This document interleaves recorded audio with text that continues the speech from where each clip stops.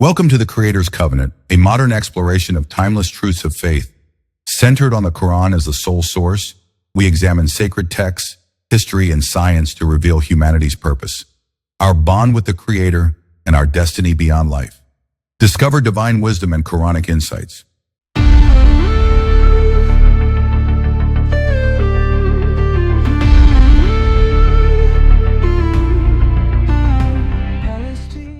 Welcome back to the Deep Dive. Today, we are getting into some really deep waters. Challenging stuff, but also profoundly self-reflective, I think. Definitely.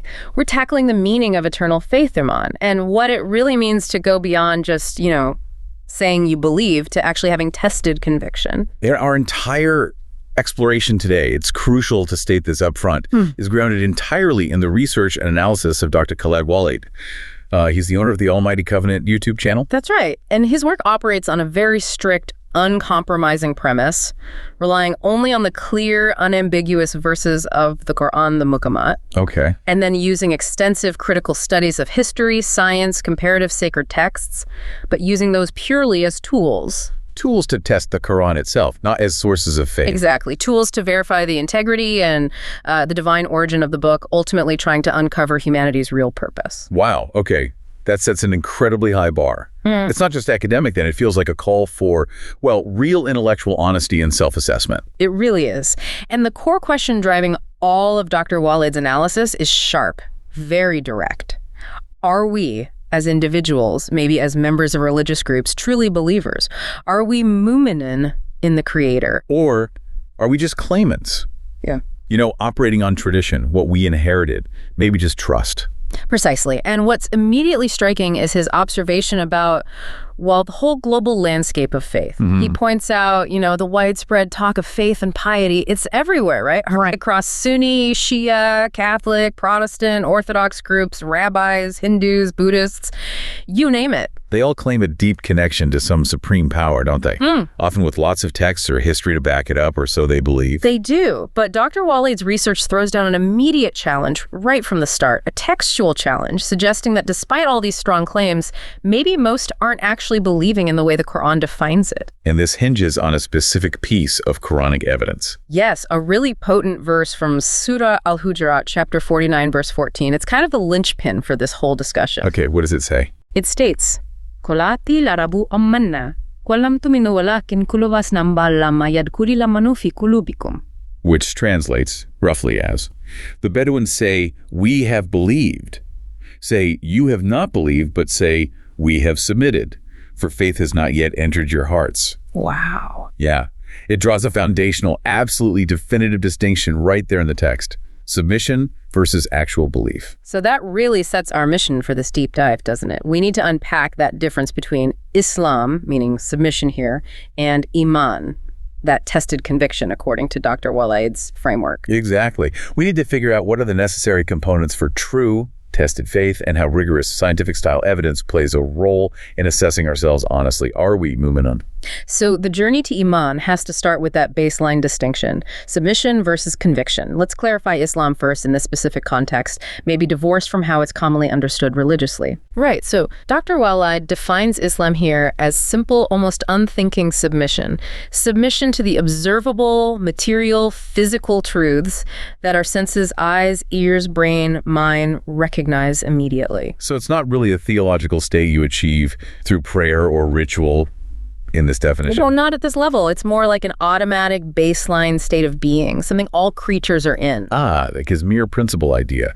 The mind, or the brain, just automatically processes what it observes. You don't need convincing that the sun rises or that a tree is real. Exactly, or that gravity works.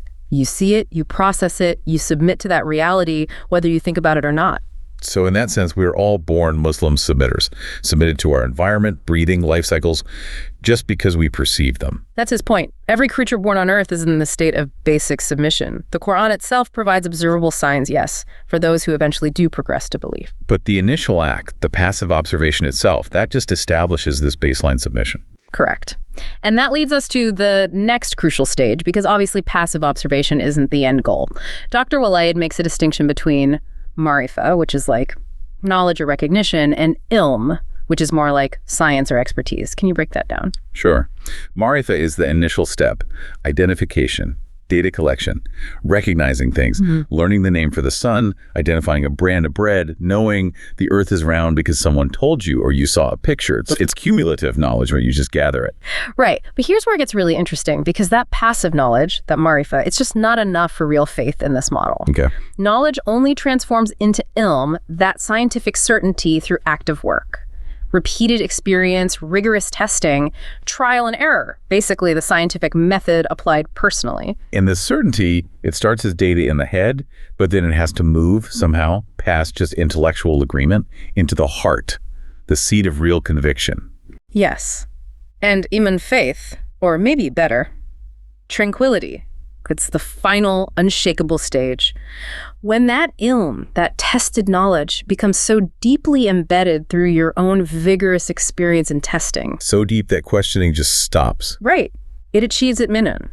Tranquility, confidence. It's a state of deep scientific certainty proven by your own methodical work.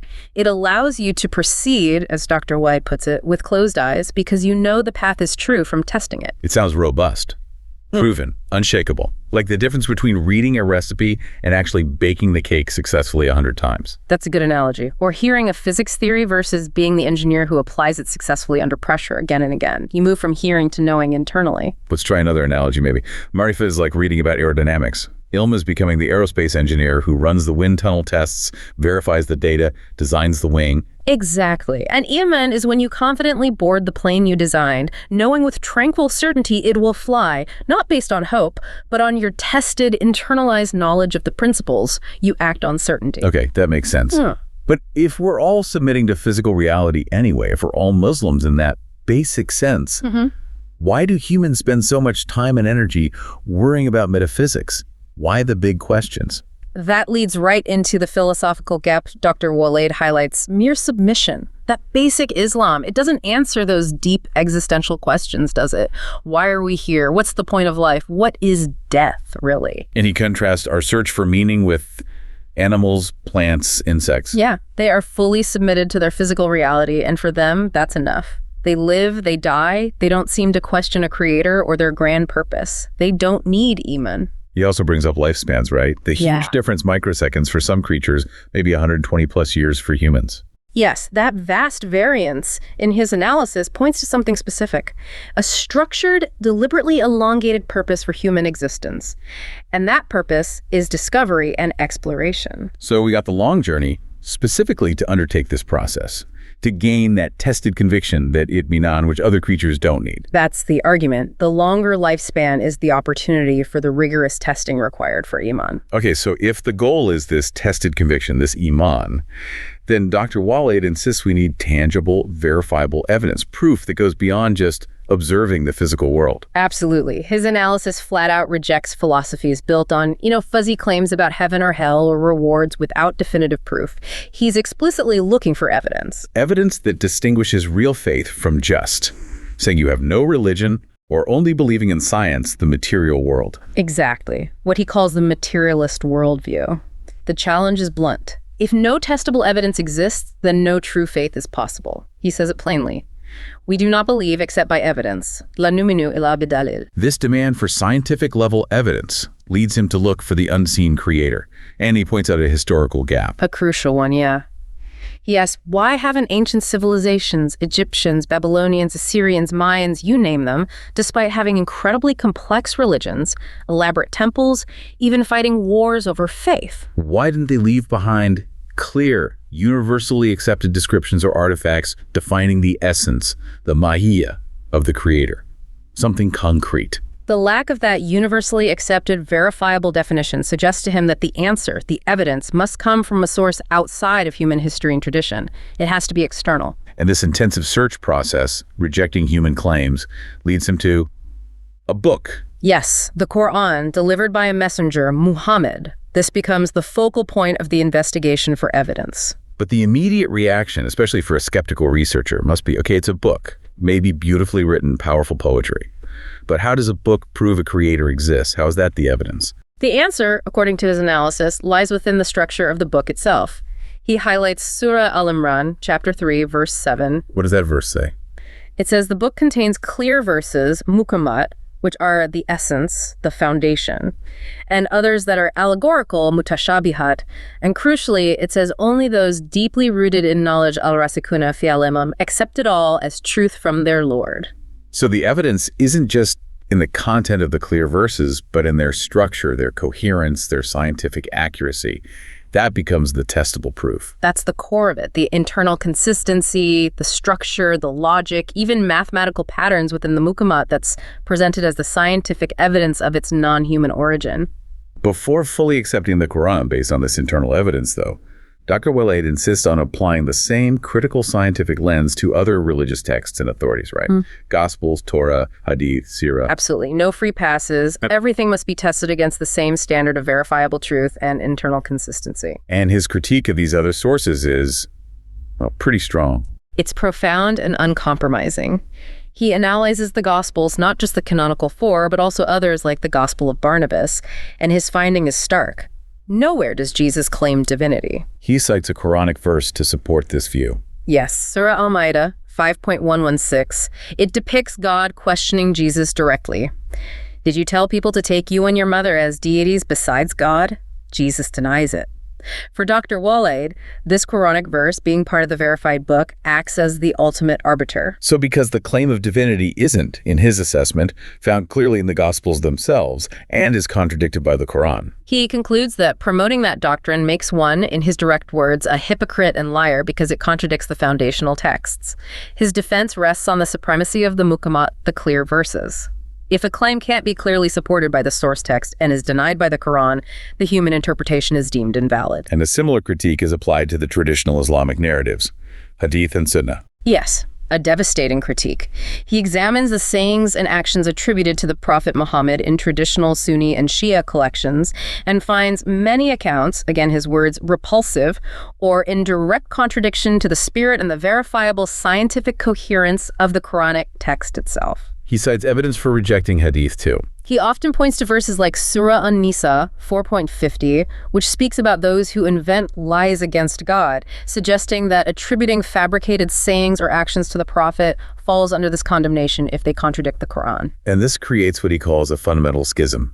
Infizam. Yes, a deep split, a breakdown between the lived, traditional religious practices and beliefs and the documented, verifiable truth found only in the mukamat of the Quran. If a group's core claims contradict their own alleged foundational text, their faith isn't based on verified iman, but on layers of human fabrication or error. Okay, so this brings us to the absolute core of Dr. Waleed's methodology. True iman isn't just a feeling or blind acceptance. It requires achieving absolute certainty, scientific, tested knowledge, ilm, in 5 distinct components. 5 components, all referred to as haq, meaning truth, in the Quran itself. These are like necessary stages, steps you must climb to get from basic submission to that tranquil, tested conviction. Let's walk through them. Level 1. Level 1, the book, Al-Kitab. This is the absolute foundation. Dr. Waleed argues the Quran is unique, indisputable, scientifically woven. He emphasizes its coherence, linguistic, mathematical, numerical, structural. You mentioned numerical coherence. Can you give a specific example of the kind of mathematical evidence he points to, something concrete? Sure. One example he frequently analyses is word frequency patterns that seem, well, beyond human capacity to orchestrate across such a large text compiled over 23 years. For instance, the analysis shows the word day, yom in the singular, appears exactly 365 times. Like the number of days in a year. Precisely. And related words like month, shar, appear 12 times. The plural days, ayam, appears 30 times. He argues these aren't coincidences, but part of an intricate, embedded mathematical structure that ties the text's very fabric to the natural cosmic order it describes.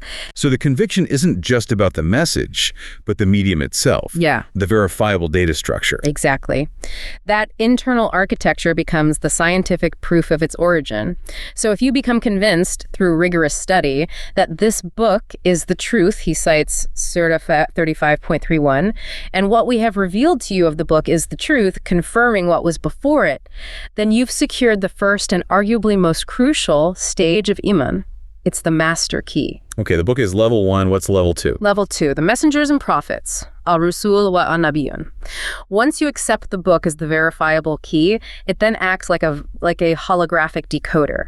It provides the framework to understand the specific roles and messages of 24 distinct messengers and prophets named within it. From Adam through Noah, Abraham, Moses, Jesus, right up to Muhammad. Correct. In sequence. He sees them as actors in a divine play, delivering crucial lessons, examples, amthal. Their verified messages, things like stories of the past that their contemporaries couldn't have known, or prophecies about the future. These further reinforce the book's integrity. Now, you mentioned he makes a critical distinction here between Anbiya and Nabiyun. That sounds different from the usual understanding. It is. His analysis leads him to separate them based on Quranic usage. He defines Anbiya as messengers originating from the heavens, essentially angels, malaika. Well, Nabiyun are the human, earthly messengers we typically think of. Wait, so figures like Gabriel and Michael, traditionally seen as angels who just deliver messages, he classifies them as Anbiya and suggests they also undergo spiritual growth, taraqi. That's a key part of his analysis, yes. He argues the Quranic language implies levels of spiritual progression, taraqi, aren't limited to humans. He identifies 4 central angelic or prophetic figures, Gabriel, Michael, Iblis, Satan, and Idris, as key players in the cosmic balance. Iblis too, wow. Yes, he suggests they perform distinct, critical cosmic functions and that their own faith or state isn't static. It supports the idea that this divine drama involves celestial progression and testing, not just human trials. It's a much bigger picture. Okay, that's a lot to unpack. Level 1, the book. Level 2, the messengers and prophets, understood through the book's lens. What's level 3? Level 3, the last hour, Asa al-Yawm akhir. Once you have scientific certainty in a creator, proven by the book's structure and a consistent message of the prophets, validating the book, this leads directly to certainty about life's finite nature. The human tick-tock clock, as he puts it. Exactly. Analyzing the cycle of life and death, scientifically seeing it everywhere, understanding lifespans points logically to the inevitability of an endpoint. The hour, the saw, or the last day. He used a specific concept here too, right? Counted and counting. Yes, madudat and maduda. God provides the resources for life, the things that are counted out for us, madudat. But our lifespan itself is the countdown, the maduda ticking down to 0. Leading to a reset, a new beginning. An inevitable transition, yes. When you accept this finitude and the coming hour not as dogma, but as a scientifically and logically verifiable truth based on the book and observation, then the third level of haq is achieved. Certainty in the end, and therefore, the beginning. All right. Book, messengers, hour. Now we get to level 4, the sacred mosque, al-Masjid al-Am. And this is where things get really controversial, isn't it? Potentially very disruptive to mainstream views. Extremely. This is arguably the finding that generates the most resistance because it directly challenges centuries of tradition. Dr. Waleed maintains, based purely on his textual analysis of the Quran, that the book defines a Masjid al-Haram that is fundamentally completely different from the site commonly identified as Mecca. The place with the black cube in the desert, as he sometimes refers to it? Yes. His argument is that the traditional site fails the Quran's own criteria for what constitutes haq truth. It fails the test of safety, purity, and the purpose laid out in the text. Why does he say it fails? What are the criteria? He points to descriptions in the Quran emphasizing safety, security, and peace. Aming salam. He contrasts this with the realities often observed at the traditional site, the pushing, the potential for harm, the lack of guaranteed security, liyujad amam. Crucially, he identifies practices like kissing the black stone and circumambulating the cube as forms of idolatry, directly contradicting the core message of Abrahamic monotheism presented in the Quran. So if the traditional site is rejected based on these Quranic criteria, lack of peace, alleged idolatry, where does the verifiable evidence in the book point, according to his research?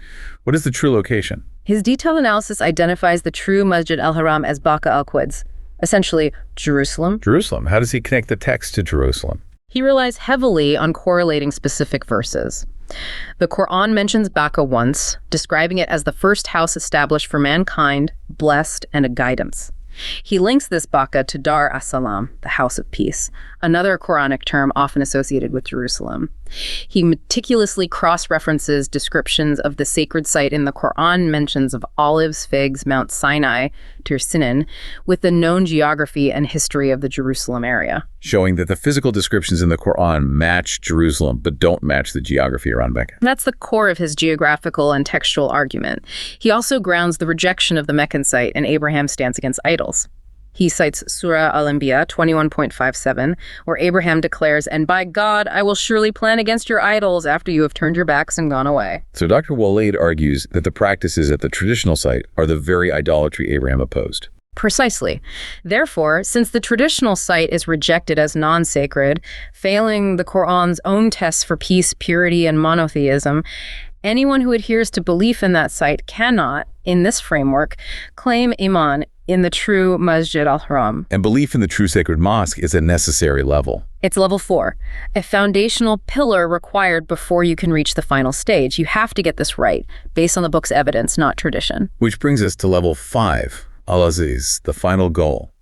But you can't just jump here. Absolutely not. According to Dr. Waleed's structure, it's impossible. You cannot legitimately claim belief in Allah, the Exalted, the Creator, without first achieving that rigorous scientific certainty in all 4 preceding stages. The book's verifiable structure. Yes. The verified roles of the messengers as decoded by the book. Yes. The scientific certainty of the hour based on life cycles. Correct. And the critical acceptance based on textual evidence of the true sacred mosque being Baqa al-Quds, Jerusalem. All 4 must be secured through tested knowledge first. Only then can the final step towards knowing Allah be meaningful. And this final step isn't passive either, is it? It requires action. Definitely. He strongly rejects the common idea, sometimes taught by clerics, that God just comes to you, asks what you want. He uses that almost comical example of God asking if you want a hamburger. He calls that silly foolishness, Safa. So it's the opposite. The seeker must strive towards the Creator. Yes. The onus is on the seeker. Faith is achieved through action based on the knowledge gained. Prostrate and draw near, ushdud wa atoryab, as the Quran says. It's about effort, struggle, moving towards the truth you verified. The logical conclusion, then, within this very demanding framework, is stark. It is.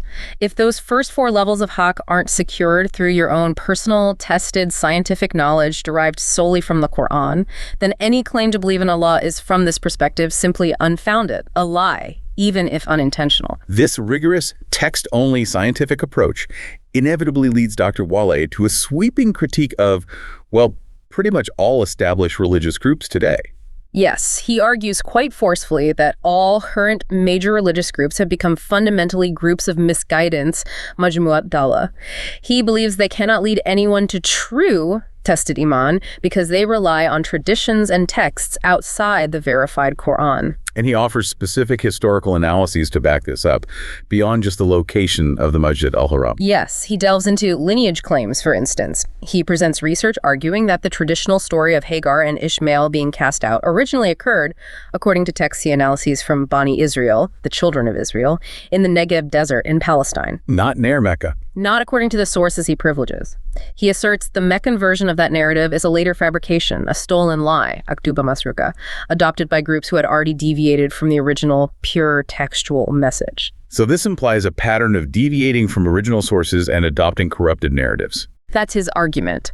He also identifies followers of these traditional religions with a specific term, the De'arun, the dwellers or settlers. What's the significance of that term? He links it directly to the people cursed by the prophet Noah, as mentioned in Surah Nuh 71.26. Noah prayed against the disbelieving dwellers of his time. Dr. Waleed suggests that today's traditional religious communities have, in a sense, inherited the spiritual disposition and the failed methodologies of those who rejected clear warnings in the past. Implying a continuous line of deviation from the pure message. That's the implication. A failure to adhere strictly to the verifiable divine text leads down the same path of error. Does he offer specific critiques of other non-Muslim traditions based on this textual methodology? Yes. His critique extends, for example, to foundational Jewish narratives. He specifically challenges the claim that Jacob is Israel. He asserts this identification is found only in specific verses in Genesis chapters 32 and 35, which describe Jacob allegedly wrestling with God. He dismisses this narrative as a human fabrication, impossible according to the Quran's concept of God. He points out that this falsehood, as he sees it, was then adopted by later Muslim groups who accepted the biblical narrative as historical. Exactly. For him, it's another clear example of how relying on any external source for foundational religious truth, whether it's Hadith for Muslims or Genesis for Muslims or Jews, inevitably leads away from the pure, verifiable iman found solely and exclusively within the protected text of the Quran. It paints an incredibly isolating picture, doesn't it? A conviction that suggests almost everyone claiming faith today is operating on, well, a false premise, living in that state of basic submission, maybe, but not tested conviction. It is isolating in a sense, and Dr. Waleed uses a powerful analogy to capture this human condition, the analogy of the short journey. Right, the train journey. Exactly. Human life, compared to eternity, is just a short trip on a train. And on this trip, you have a stark binary choice. The stakes are existential. Option 1. Option 1. You choose to read the book, the manual for the journey, the Quran. You test its truth for yourself, rigorously. You become illuminated by that tested knowledge. And you exit the train at your destination with absolute certainty, able to declare, Valku Rabbo la ilaha illa anta. I have arrived, my Lord, there is no God but you. You've achieved the purpose. And option 2. Option 2, which he suggests is the path most take. You sleep through the journey. You trust the conductors, the clerics, the traditions. You rely on the often contradictory information available, conflicting histories, interpretations, fabricated texts. You basically ignore the manual. And you exit the train completely ignorant, having missed the whole point of the trip. Exactly. You arrive at the destination in a state of ignorance, having failed the mission, which was discovery and exploration leading to certainty. The challenge he lays down for the listener, for anyone seeking truth, is severe then, but also maybe motivating. It's definitely both. He states, quite emphatically, that most people today are Muslims only in that first sense submitters to physical reality, not mu'minun, not believers anchored in tested truth. He puts them on par with, say, Buddhists or Hindus in terms of their level of tested conviction in the specific truths required by the Quran. Yes, because from his perspective, if the conviction isn't built upon the 5 levels of haqq derived scientifically from the Quran, it lacks the necessary foundation. It remains belief based on tradition or philosophy, not verifiable ilm. So the only way forward, the only way to progress towards true iman, according to Dr. Waleed, it's through deep individual study, rigorous personal testing of the Quran's claims, and understanding the critical distinctions found only within the Quran, distinctions like man versus human, sons of Adam versus sons of Israel, the crucial difference between Mecca and Baka. True faith demands that level of intellectual, almost empirical effort. It's about transforming belief from something assumed into something known, like a scientific fact. That's the essence of it. So to quickly summarize this really intense deep dive into Dr. Khaled Waleed's analysis, true eternal faith isn't blind belief. It's a state of scientific tested certainty ilm that you achieve by methodically progressing through those 5 levels of truth or haqq. And that journey absolutely starts with achieving absolute, mathematically verifiable conviction in the book, the Quran, as the one and only reliable key. That's non-negotiable. Then comes the tested belief in the messengers as understood through that book, the scientific certainty of the hour, and that critical text-based acceptance of the true sacred mosque Baka al-Quds, Jerusalem.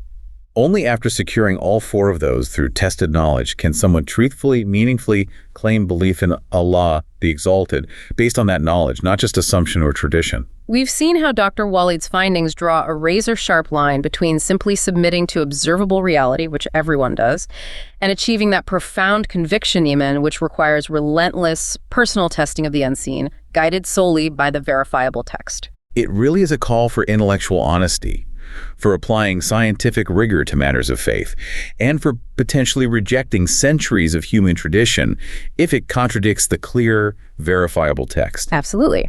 And as we wrap up, let's circle back to that emphasis Dr. Waleed places on the scientific nature of the book itself. Remember his argument about its structure, the linguistic, numerical coherence being so perfect? Right, that the book must descend from a place outside of Earth, because it describes Earth from the outside, implying this external celestial origin is necessary for its perfect, incorruptible structure. Okay, so based on that core argument that the book's integrity is key, and evidence of its origin, here's our final provocative thought for you, the listener, to consider. If this book, the Quran, truly is the unique key to verifiable Iman, and its perfect structure must be preserved across millennia, protected from the inevitable corruption of human handling and tradition. Then what specific physical systems, mechanisms, or phenomena, things potentially known to modern science or discoverable through history might the creator have designed and implemented alongside the book's revelation? Systems designed specifically to protect and transmit this precise numerical and linguistic structure across time, ensuring its absolute data integrity remains intact, verifiable for any seeker like you today. It pushes that search for the foundation of faith back towards potentially verifiable, maybe even scientific or historical realities. Something tangible protecting the intangible. Definitely something to ponder. How could that perfect structure be guaranteed preservation? We'll leave you with that question until our next deep dive.